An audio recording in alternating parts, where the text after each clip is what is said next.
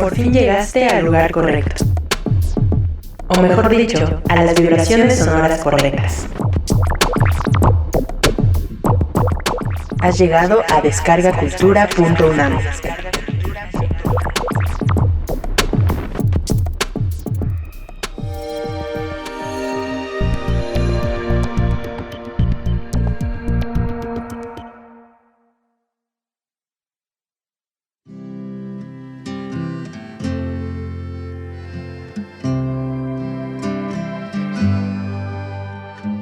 Como cada quincena, me da mucho gusto poder compartir el contenido de descargacultura.unam a través de este podcast.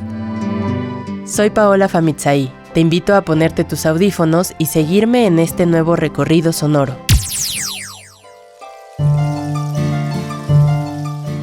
La migración es la acción de cambiarse de residencia, dejar un municipio, la entidad o el país para irse a vivir a otro. Los motivos pueden variar de una persona a otra, desde reunirse con algún familiar, cambiar de trabajo, buscar nuevas oportunidades o también para irse a estudiar. Otros se van por desastres naturales, para escapar de la inseguridad y la violencia o por el abuso de sus derechos. El tránsito constante del ser humano lo conocemos desde épocas antiguas, y si bien la mayoría migra por elección propia, otros lo hacen por necesidad, por miedo y falta de oportunidades en su país de origen. Las Naciones Unidas definen a un migrante como cualquier persona que ha cambiado su país de residencia, sin importar su situación legal o el motivo de su desplazamiento. Aun con esto, en muchos lugares los migrantes son maltratados y discriminados, principalmente por su tono de piel y situación económica. Dentro del acervo de descargacultura.unam contamos con diferentes plumas, voces y mentes que han tocado este tema desde diferentes perspectivas. Uno de ellos es el maestro Sergio García Ramírez, doctor en Derecho por la UNAM, investigador en el Instituto de Investigaciones Jurídicas, miembro del Instituto Mexicano de Derecho Procesal y juez de la Corte Interamericana de Derechos Humanos. En 2016 dictó la conferencia Migrantes y Desplazados. Te comparto a continuación un fragmento. Del otro lado de la frontera, el extraño, el ajeno, los otros, los diferentes, los que no somos nosotros, a los que vemos con recelo, a veces con ira, en ocasiones con miedo. Y de aquí pasamos a una segunda experiencia asociada a la primera, la experiencia de los vulnerables. Los vulnerables que son muchos, que tienen en vilo su identidad y su existencia. Y quienes se encuentran del otro lado de la frontera y quieren trasponerla, forman parte de ese ejército de vulnerables. De la serie Letras Mexicanas en voz de sus autores, hay varias recomendaciones que quiero hacerte.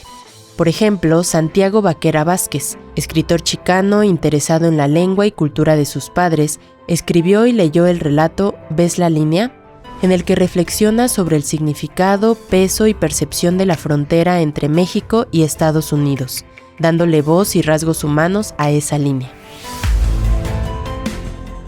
La narradora y periodista Beatriz Rivas lee un capítulo de su novela Jamás Nadie, en el que escribe la cruda realidad a la que se someten los migrantes cuando se ven obligados a atravesar fronteras para encontrar un sitio seguro. El pobre chino no deja de tiritar, de abrazarse las rodillas, sentado en el piso, balanceándose en una ligera y breve danza que pretende alejar el peligro. No para tampoco de repetir dos palabras que Claudio no entiende. Wai Shen Me, Wai Shen Me. Cae la noche. Una noche norteña llena de estrellas. En Torreón, el cielo se ve más lejano que sobre las fértiles praderas que moja el río que Yan tanto extraña. Río Perla, río de las perlas, su querido Guangdong. Desde sus riberas, parece más fácil tocar los astros, hablar con ellos. El escritor Fernando Fernández habla sobre migrantes españoles en su libro de crónica Oriundos. Y Luis Arturo Ramos, quien desde su encuentro con los espacios desérticos, cielos amplios y el dramatismo geográfico, escribe Crónicas desde el país vecino, en donde aborda rasgos arquitectónicos, culturales, antropológicos y políticos de la frontera norte de México. Hola, soy Luis Arturo Ramos y estoy en descargacultura.unam. Por su parte, Antonio Ortuño lee de su novela La fila india el cuento Cacería, inspirado en la realidad de los centroamericanos que cruzan en tren el territorio mexicano. Hola, soy Antonio Ortuño y estoy en descargacultura.unam. Y como últimas recomendaciones, quiero compartirte la poesía de Gabriela Mistral, profesora, diplomática, activista chilena y la primera mujer latinoamericana en recibir el Premio Nobel de Literatura, logrando transmitir en su obra el amor por el lugar donde se nace y al que se migra, gracias a los espectáculos de la naturaleza. En montañas me crié con 3 docenas alzadas. Parece que nunca, aunque me escuche la marcha, las perdí, ni cuando es día, ni cuando es noche estrellada. Y aunque me vea en las fuentes la cabellera nevada, las dejé ni me dejaron como a hija trascordada. Y aunque me digan el mote de ausente y de renegada, me las tuve y me las tengo, todavía, y me sigue su mirada. Cuando Alfonsina Storni tenía 5 años de edad, migró con su familia de Suiza a la ciudad de San Juan en Argentina, y desde entonces comenzó a abrirse caminos que le permitieran independencia económica y libertad de creación literaria. Su obra estuvo siempre a contracorriente de los mandatos, hizo una crítica a la sociedad patriarcal y plasmó sus intereses como las relaciones familiares, la muerte y las mujeres. Me aligero. La carne cae de mis huesos. Ahora, el mar sube por el canal de mis vértebras. Ahora, el cielo rueda por el lecho de mis venas. Ahora, el sol, sus últimos hilos me envuelven, me impulsan. Soy un huso. Giro.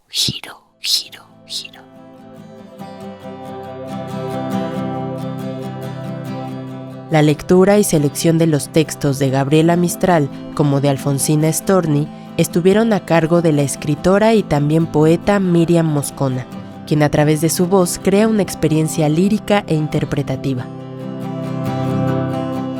Todas estas recomendaciones las puedes escuchar completas en descargacultura.unam.mx.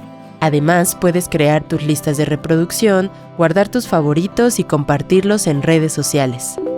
Recuerda que es gratis, es para todos y es de la UNAM. Para cerrar el episodio, escuchemos la versión ficcionada que hace Valeria Luiselli de Odisea de los Niños Perdidos. Vivencias acumuladas de los infantes y adolescentes migrantes de México y Latinoamérica que buscan cruzar el continente para llegar a la tierra prometida. 1. Partida. Bajo el cielo desierto duermen niños, niñas, labios partidos, cachetes agrietados y el viento que latiguea día y noche. Ocupan el espacio completo, tiesos y tibios como cadáveres recientes, alineados en una sola hilera sobre el techo de la góndola del tren. Y el tren avanza lento sobre las vías. El hombre a cargo otea los cuerpos dormidos, los cuenta por debajo de la visera de su gorra. Cuenta 7. Sobre el techo de la góndola silba el viento, ulula, arrastra los sonidos de la noche, hasta las cuencas blandas de los oídos de los niños, perturbándoles el sueño. Abajo, el suelo del desierto es invisible, y arriba, el cielo azabache, inmóvil. 2. Mapas. Se llevaron Biblias, escapularios, talismanes, fotos y cartas, pero también advertencias, recordatorios y consejos de los parientes que los despidieron. «No te vayas abultado de llanto, que no te va a servir de nada», le dijo una madre a un niño cuando le besó la cabeza fuera de la puerta de su casa una mañana. Y una abuela le advirtió a su nieta mayor que tuviera cuidado con los vientos que soplan de popa. Llegaron de pueblos distintos, los 7, que ahora duermen sobre el tren. Llegaron de vidas distintas, primero separadas y ahora encadenadas por mera circunstancia, unas a otras, sobre la línea recta de la vía. Los que duermen a bordo del tren nunca antes cruzaron caminos y sus vidas nunca debieron de haberse encontrado, pero se encontraron. Antes de abordar el tren, caminaban a la escuela, paseaban por parques o banquetas, se perdían en la trama de sus ciudades, algunas veces solos y otras veces no tan solos. Ahora, dormidos sobre el techo de la góndola, arracimados los 7, uno junto al otro, sus historias son el dibujo de una sola línea que atraviesa un continente. Si alguien dibujara un mapa de los 7 que duermen ahora, arracimados sobre la góndola, y de los cientos y miles de niños que los preceden y van a seguir, el mapa se colapsaría en una sola línea que avanza hacia el norte, una grieta, una fisura larga que parte el amplio continente en dos. «Chingada frontera para partir esas vidas chingadas allá», dice una mujer a su marido cuando entra el silbido del tren distante por el hueco de la ventana abierta de su casa. Mientras los niños viajan, dormidos o dormitando, no saben si viajan solos o acompañados. El hombre a cargo está sentado, cruzado de piernas a su lado. Fuma una pipa y exhala humo hacia la oscuridad. Las hojas secas anidadas en el hornillo de su pipa sisean cuando inhala y luego se encienden naranja como un enredo de circuitos en una ciudad nocturna vista desde arriba. Un niño acostado junto a él gime y traga poca saliva. Las ruedas escupen chispas, crujen, silban, y desde el fondo de las entrañas metálicas de la bestia se oye el sonido de 1000 chillidos, como si a su paso machucara racimos de pesadilla. 3. Corrientes. Todos los niños quieren preguntar: ¿cuándo llegamos? ¿Cuánto falta? ¿Podemos parar a descansar? Pero el hombre a cargo no admite preguntas. Lo dejó claro desde el primer día, antes de abordar el tren, cuando cruzaron el río Puerco a bordo de la gran cámara. El camarero, 2 ojos mansos y cansados, manos agrietadas, los acomodó por peso alrededor del borde de la cámara. Después de recoger la cuota, se paró en el centro del tablón de madera atravesado sobre la cámara, clavó la punta de su pértiga de palo en la orilla del río, empujó y la cámara se deslizó sobre el agua. La cámara, antes de ser balsa, había sido intestino de una llanta de camión de carga que no había cargado gente sino cajas, mercadería, bienes de consumo, hasta que un día se estampó con otro camión similar en la curva cerrada de una carretera sinuosa, y las dos se fueron dando tumbos por el desbarrancadero, hasta que tocaron fondo con un último estruendo metálico que reverberó en la noche quieta y se escuchó en una aldea cercana, de la cual, la mañana siguiente, llegaron varios curiosos a investigar la escena y a rescatar vestigios. De un camión, cajas de jugo para muchos meses, cassettes de música, un escapulario colgado del retrovisor. Y del otro, bolsas de polvo. «Quizás sea cemento», dijo uno. «No seas pendejo», dijo otro.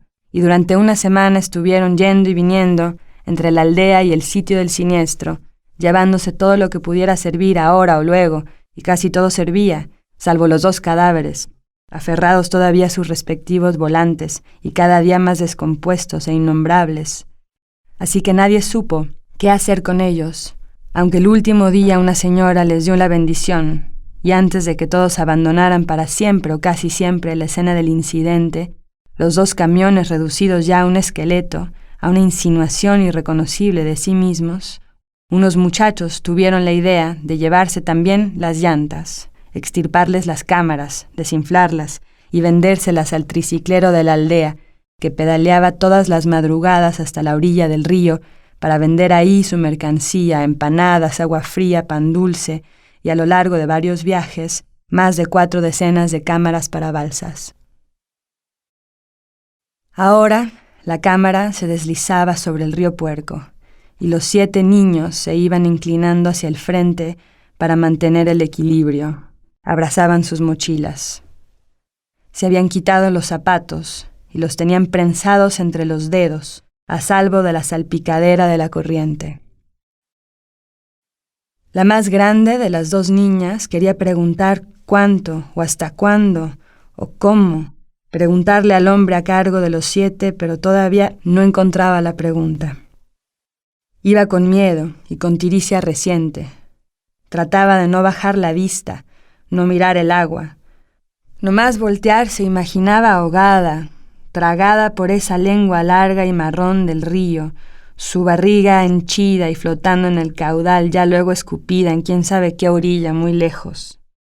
Su abuela le había advertido que era el tipo de río que te miraba vengativo como una serpiente moribunda. Eso le había dicho a ella y a su hermana chica la madrugada en que ambas salieron de la casa siguiendo al hombre a cargo. No volteaba a ver el agua abajo, pero tampoco quería alzar la vista para no verle la cara al hombre, que ahora la miraba a ella desde la sombra diagonal de su visera, los ojos 2 cuevas sumidas. Sin verlo a la cara, sin ver tampoco el agua café deslizándose abajo, puso los ojos en la pértiga de palo con que el camarero propulsaba la cámara, y por fin, siguiendo un rato el movimiento circular de los brazos del camarero, supo qué pregunta quería hacer.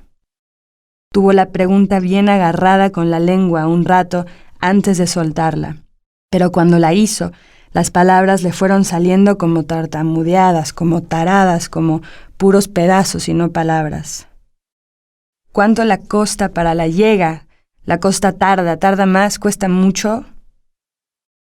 Antes de responder, el hombre alargó un brazo lento hacia ella y le arrebató de las manos un zapato. Luego lo dejó caer en una espiral que la corriente arremolineaba en el centro vacío de la cámara. El barquero siguió remando. Un poco de agua entró al zapato, pero el zapato permaneció a flote, resistiendo el arrastre de la corriente, dándose topes chicos y ciegos contra el interior de hule de la cámara. Mirando el zapato desde su sitio y luego hacia la costa, el hombre a cargo se dirigió a ella. «Un trato te hago, niña. Vas a llegar al otro lado cuando este zapato llegue al otro lado. Pero si el zapato se hunde antes de llegar a la orilla, entonces te botamos de la balsa». La niña miró a su hermana, más chica y menos tiricienta que ella. Le hizo una seña para que cerrara los ojos, para que no mirara ni el agua, ni al hombre, ni nada, para que no mirara nada. Y la más grande cerró los ojos, pero la más chica no hizo caso. La chica miró el agua, miró al hombre, miró hacia el cielo donde surcaban 2 pájaros grandes, tal vez águilas, tal vez buitres, y pensó, son los dioses que flotan, que cuidan y que saben. La más grande permaneció con los ojos cerrados, intentando escuchar solo el chapoteo de la barca contra el agua. Casi no escuchó las amenazas que el hombre a cargo siguió profiriendo y que llenaron los oídos de todos de terror. Le llegaban nomás retazos, van a hundirse hasta, cachos, con la cara azul, trozos, alimento de los peces. El golpeteo del hule de la cámara impulsándolos hacia adelante, pensó la niña más grande, quizá sonaba como las quillas de los barcos majestuosos que navegaban por el horizonte día y noche en las historias que su abuela les contaba. Y el viento que soplaba del norte ya estaba inflando la panza de tela de la vela, siempre hacia adelante. Pero cuando abrió los ojos de nuevo no había tela, ni vela, ni quillas, ni nada. Y en algún sitio oscuro de su entraña supo, mientras la cámara encallaba ya en la otra orilla del río Puerco, que habían llegado, pero no habían llegado a ninguna parte. 4. Las voces de Erebus. En la otra orilla del río, el hombre a cargo les mandó hacer una fila, y en fila penetraron la selva tupida. Las primeras horas fueron fáciles, incluso alegres. Era mejor estar así, los pies calzados y en tierra firme, avanzando juntos por un camino trazado, abierto a machetazos entre la maleza. Era mejor estar ocultos, protegidos por la espesura de la selva, que andar atravesando el río Puerco a bordo de una cámara, en pleno sol y a la vista de tantos. Pero a medida que descendían por el camino de la selva y empezaba a hacerse de noche, y el aire se espesaba y la selva se cerraba, se les fue agotando la voluntad. Y cuando llegó la noche y siguieron caminando, empezaron a escuchar las cosas que de día la selva no mostraba. Escucharon muchos otros pasos y no sabían si venían detrás de ellos o si iban delante. Escucharon susurros, voces. Las trae el viento que sopla de popa, pensó una de las niñas, pero ahí no soplaba ningún viento.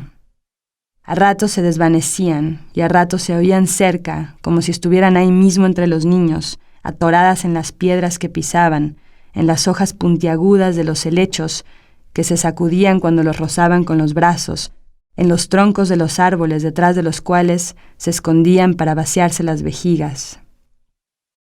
Nadie sabía o podía decir de dónde venían, ni qué eran, ni cómo llegaban esas voces, y aunque casi siempre eran voces solas, palabras sueltas y a veces ni palabras, a ratos parecía que entre ellas también se oían y conversaban. ¿Cómo llegaste? Pernocté, adverso hado y abundoso, bajando descuidado, caí de golpe, rompiéndome la nuca, ante los muertos en la sombra, sal de la fosa, sal de la fosa, sal de la fosa.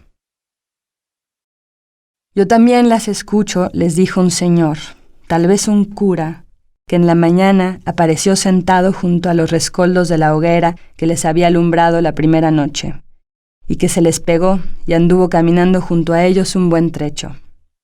Pertenecen a los extinguidos, los antiguos y los recientes, les dijo.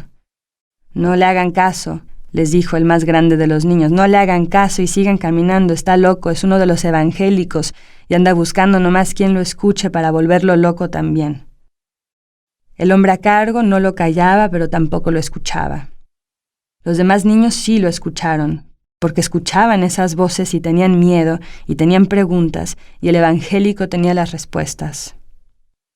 Las voces pertenecían a las almas que se alzaban de las osamentas oscuras, les dijo el evangélico, almas muertas pero necias de apego al mundo, algunas de muchachos jóvenes, algunas de niñas, muchas de hombres y mujeres, todos sus gemidos reverberando, persistiendo en la superficie del mundo sin saber que la salvación estaba en otra parte. Cuando hacían hoguera y se acostaban en el suelo para pasar la noche, el evangélico sacaba unos trozos de papel de su bolsillo y leía pregones. Decía, impetuosos muertos impotentes. Leía, los insepultos lanzados sobre la tierra vasta. Vaticinaba, el niño no plañido, el insepulto. Y aunque no entendían sus palabras tan largas, tan oscuras, y el evangélico desapareció una mañana sin aviso, igual que había aparecido, siguieron caminando como bajo la sombra de sus palabras el resto del camino. 5. Esperando a la bestia. 10 soles más a pie. Se echaban a andar con los primeros rayos del sol y caminaban hasta la cima del mediodía, cuando paraban para poder comer un poco, y otra vez retomaban camino y seguían andando hasta las horas de las sombras largas, sin descanso, y todavía más, cuando llegaba la noche y una luna gorda aparecía entre las ramas altas de los árboles. Seguían y seguían, sin descanso, al menos que alguno de los más chicos no pudiera dar un paso más y se cayera. Era frecuente que los chicos se tropezaran o que se tiraran a propósito al piso. Sus cuerpos no estaban listos, las piernas demasiado cortas, los pies demasiado chiquitos, los empeines todavía muy planos, la piel de los metatarsos delgadísima. Incluso los más grandes, con callos resistentes, arcos de empeine pronunciados y tobillos bien apuntalados en sus coyunturas por músculos fuertes, apenas podían caminar más allá del atardecer, de modo que agradecían, en silencio, cuando alguno de los chicos flaqueaba o se caía, obligándolos a todos a detener la marcha un rato. Cuando por fin llegaba la medianoche, todos caían rendidos en el suelo, y el hombre a cargo los mandaba a sentarse en un círculo y a preparar la hoguera. Solo entonces, con la hoguera ya encendida, tenían permiso de descalzarse. Ya descalzos, se estrujaban con las manos las suelas adoloridas. Algunos se quedaban sentados en silencio, otros chillaban su dolor sin vergüenza. Alguno vomitó de espanto una vez al ver sus calcetines ensangrentados y su piel hecha jirones. Todos se preguntaban, y querían preguntarle al hombre a cargo cuánto más había que resistir antes de llegar al sitio de los trenes, pero ninguno hizo nunca la pregunta. Permanecían ahí sentados, pasándose de mano en mano un pocillo de agua caliente y una rebanada de pan de muchos días, hasta que el sueño los vencía y caían de lado, deseando nunca más tener que despertarse. Pero a la mañana siguiente y la siguiente, todos se ponían de pie y caminaban más. Hasta que al atardecer del 10º día, finalmente llegaron al claro de la jungla, donde estaba el sitio de los trenes. El claro no era ni una estación ni una playa de maniobras. Era más bien una sala de espera al descampado, más parecida a las salas de espera de los hospitales que a las estaciones de transporte, porque las personas ahí no esperaban de la misma forma que las personas que aguardan a que llegue un tren. Con un poco de miedo y un poco de alivio, vieron ahí innumerables cuerpos, esperando o deambulando, hombres y mujeres, solos o en grupo, algunos niños, pocos ancianos, todos aguardando alguna ayuda, alguna respuesta, cualquier cosa que se les pudiera ofrecer mientras pasaban la espera. Entre los extraños hallaron un hueco, extendieron los restos de una lona y trozos de mantas, y abrieron sus mochilas para sacar agua, nueces, una Biblia, una manzana, una bolsita de canicas verdes. Una vez que los tuvo a todos instalados, el hombre a cargo les dijo que no se movieran de su sitio, que ya volvía, que lo esperaran ahí, y vagó hasta un pueblo cercano, donde pasó 2 días en vela de juerga. Entró y salió de tabernas, entre putas tristes y con pinches de ocasión. Derrochó billetes y exigió servicios. Se enfrascó en discusiones necias y pidió otro trago. Lanzó insultos y luego pidió disculpas. Y después propinó consejos de hermano a hermano y mendigó otra línea, la última, y luego una más, hasta que ya no había nada y hasta que ya no quedaba casi nadie. Y finalmente cayó dormido, rendido en una mesa de aluminio, un hilo de saliva serpenteando como río puerco y perezoso entre las fichas de dominó y las cenizas de los cigarrillos, grises y casi tan redondas como las cámaras de las balsas. Mientras tanto, los niños esperaron. Algunos se quedaron sentados sobre la lona y mantas que habían extendido sobre la grava, como se les había ordenado. Otros, cuando vieron que el hombre a cargo se tardaba, se animaron a alejarse un poco y caminaron a lo largo de las vías, a cuyos lados esperaban tantos otros como ellos. Aunque se dieron cuenta que no todos en la estación esperaban un tren. Entre las islas de gente que esperaban no más, también había tricicleros y ambulantes que vendían comida y aceptaban incluso 5 centavos a cambio de una botella de agua usada o un pedazo de pan con mantequilla. Había vendedores de ropa, escribanos públicos, arrancaliendres y limpiaorejas. Había curas con largas sotanas negras que leían Biblias a gritos y evangélicos sin sotanas que hacían lo mismo. Había adivinas, entretenedores, timadores y penitentes. Había voluntarios güeros, de organizaciones humanitarias. Los niños que se habían quedado sentados vieron a un joven caminando sobre uno de los rieles, gritando a quien quisiera escucharlo: «Vivo entras, momia sales». Mientras se balanceaba sobre el riel, talón, punta, iba sacudiendo un muñón de brazo envuelto en vendajes sucios, repitiendo su sentencia corta, como una maldición lanzada sobre los niños, pero enunciada con una sonrisa tan amplia y sincera que parecía más bien uno de esos funambulistas de los circos de sus pueblos, antes de que los pueblos se fueran vaciando de niños y los circos dejaran de hacer parada. Más tarde se les acercó un penitente de rostro arrepentido, que hacía muchos años había plantado una semilla en un montoncillo de tierra sobre la palma de su mano, y la semilla se había transformado en un pequeño árbol y sus raíces ahora presaban y se enredaban alrededor de su mano y antebrazo. El penitente les dijo que el árbol hacía milagros, que si lo tocaban iban a llegar seguros a sus destinos finales. Uno de los niños casi le pagó 10 centavos para que le dejara tocar el árbol milagroso, pero los demás se lo impidieron. «No sea inocente», le dijeron, «no sea tonto, burro, es un truco nomás». Los niños que se habían alejado un poco del sitio donde hicieron campamento vieron a un viejo rodeado de otros niños como ellos y se acercaron a escuchar lo que decía. Hablaba en voz queda, con ademanes pausados, emanaba seguridad y confianza, aunque estuviera explicando los riesgos y adelantando los horrores que vendrían cuando ya estuvieran a bordo de los trenes. Explicó detalles primero complicados y confusos, luego poco a poco más claros.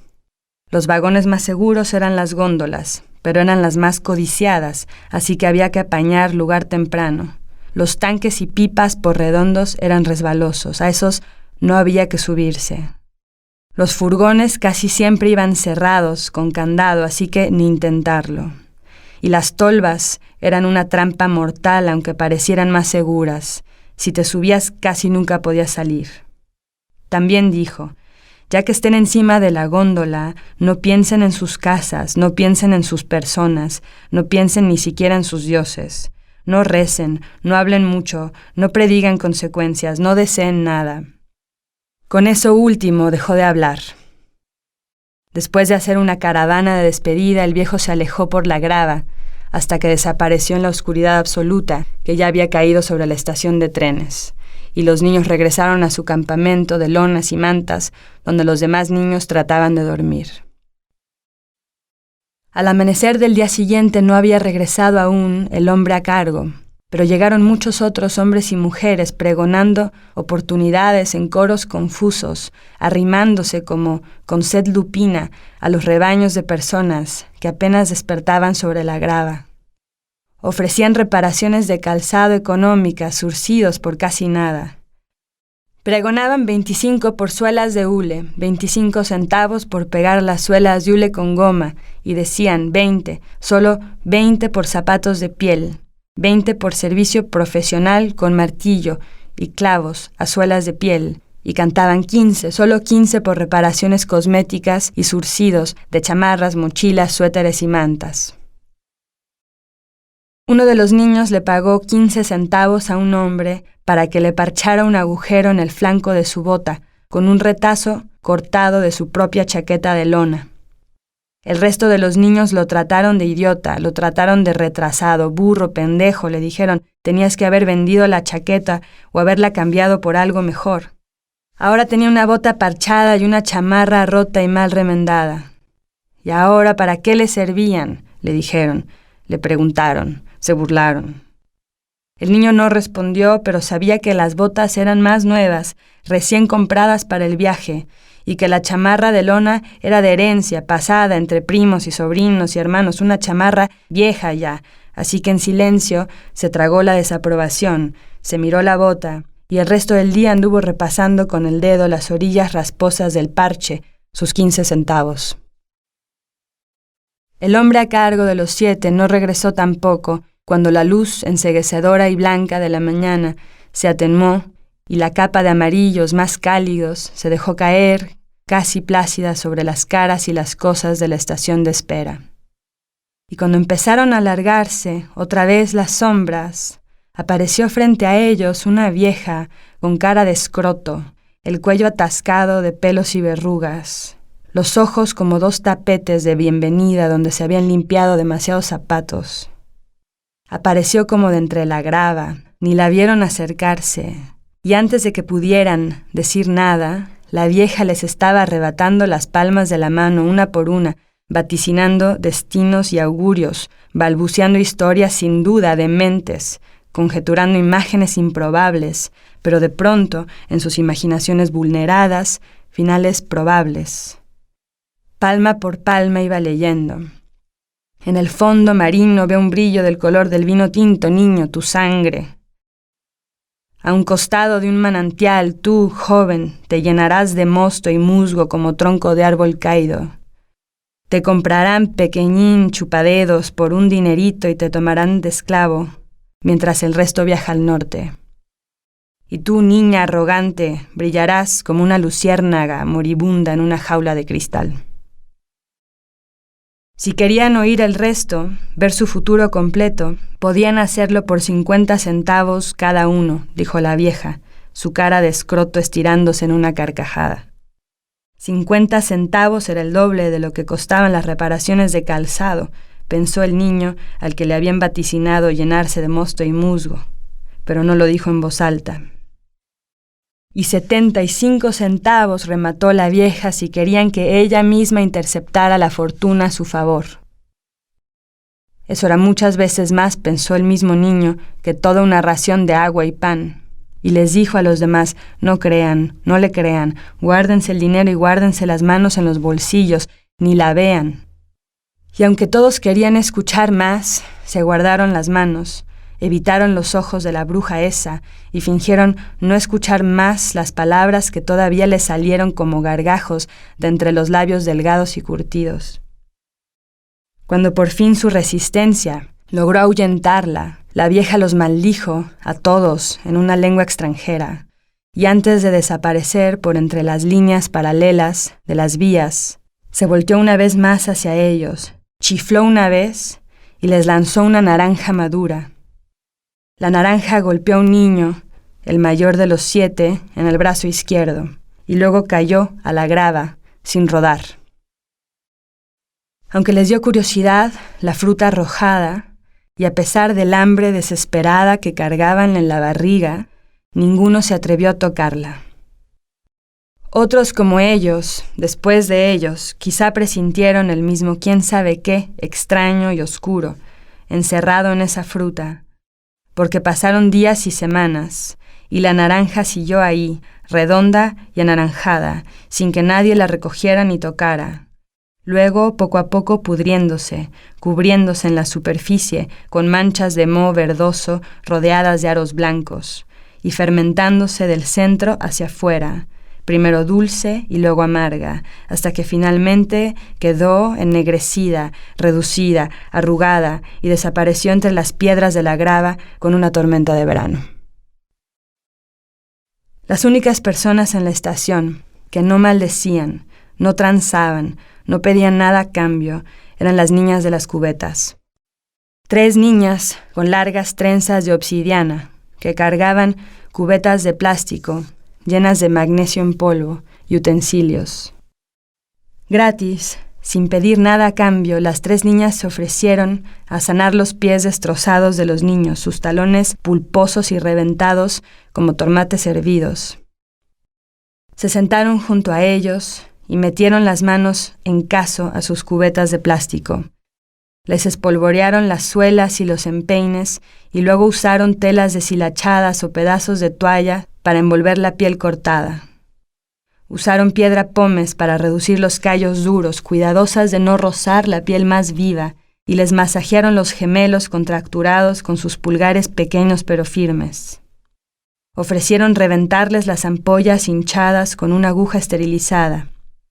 «Vean la pequeña flama de este cerillo», dijo una de ellas, y luego les explicó que cuando la flama tocaba la aguja quedaba limpia.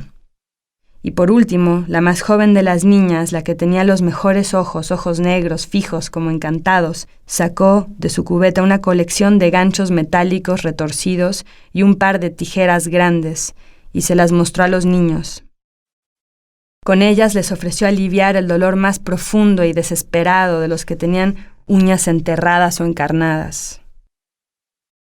Solo un niño dijo sí, por favor. No era ni de los más pequeños ni uno de los mayores. Había visto las tijeras y los ganchos salir de la cubeta y se había acordado de las langostas. Recordó a su abuelo saliendo del mar sobre esas piernas espigadas e inestables, cargando langostas dentro de una red remendada 2 o 3 veces con nudos dobles y gotas de cera de vela. El viejo se paraba en la costa, con la espalda algo encorvada para contrarrestar el peso de la pesca, y desde ahí lo llamaba por su nombre. El niño conocía el ritual. Tenía que correr hacia la costa cuando escuchaba el llamado de su abuelo, y ahí se ofrecía a cargar la red por él. Luego avanzaban por las arenas duras y húmedas hacia las dunas altas, más secas y difíciles, hasta llegar a los matorrales alineados junto a la orilla de la carretera. Ahí el abuelo escondía las cubetas para la pesca del día, y ahí vaciaban las langostas una por una, y entre los dos doblaban la red, cuidando de no enredarla. Luego cruzaban al otro lado de la carretera para esperar el transporte que llegaba siempre tarde. Se trepaban a la camioneta de pasajeros, el abuelo pagaba la cuota, y en el recorrido de vuelta a casa el abuelo le desquitaba a la tarde una siesta corta pero profunda, mientras él miraba por la ventana, asomándose de cuando en cuando a la cubeta. Las langostas, esos monstruos marinos lentos, torpes pero voluntariosos y algo sexuales, apiñadas en ese nido de muerte, se trepaban unas sobre otras, y él especulaba cuánto ganarían, contaba cuántas habían atrapado. Solo a veces sentía la punzada de un remordimiento, viendo a sus pequeñas bestias que abrían y cerraban sus pinzas, como si estuvieran tratando de emitir pensamientos silenciosos y entristecidos. Hasta ahora no se había acordado de las langostas que atrapaban y que más tarde vendían en el mercado por 10 monedas cada una. Sin embargo, ahora, frente a la niña de la cubeta, se acordó de ellas y extrañó su olor a sal y podredumbre, extrañó sus cuerpos fuertes y perfectamente articulados, avanzando sin sentido hacia los bordes de su cubeta de pesca. Así que cuando la niña le mostró las tijeras y los ganchos torcidos, alzó la mano y la llamó y dijo sí, por favor. La niña se acercó, se hincó frente a él con su instrumento entre las manos, le miró los ojos con su mirada fija y le dijo que no se preocupara. El niño cerró los ojos y pensó en los pies huesudos y morenos de su abuelo, sus venas hinchadas y sus uñas amarillentas. Luego, cuando el instrumento de metal le atravesó la piel, al principio vacilante y luego más firme, gritó y maldijo y se mordió el labio.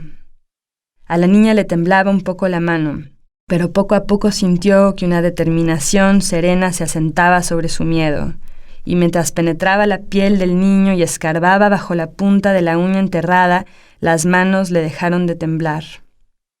Hábilmente recortó la uña rota mientras se mordía el labio también, para concentrarse mejor o quizá por empatía.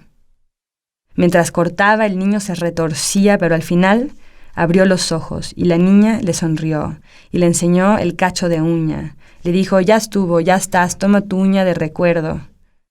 Estaba avergonzado por chillón y esquivó los ojos firmes y negros de la niña de la cubeta. El niño quiso agradecerle, pero no le pudo decir nada. Tampoco le pudo decir nada cuando le dijo la niña que siempre usara calcetines, ni cuando le deseó buena suerte y se fue caminando para alcanzar a las otras 2 niñas de las cubetas.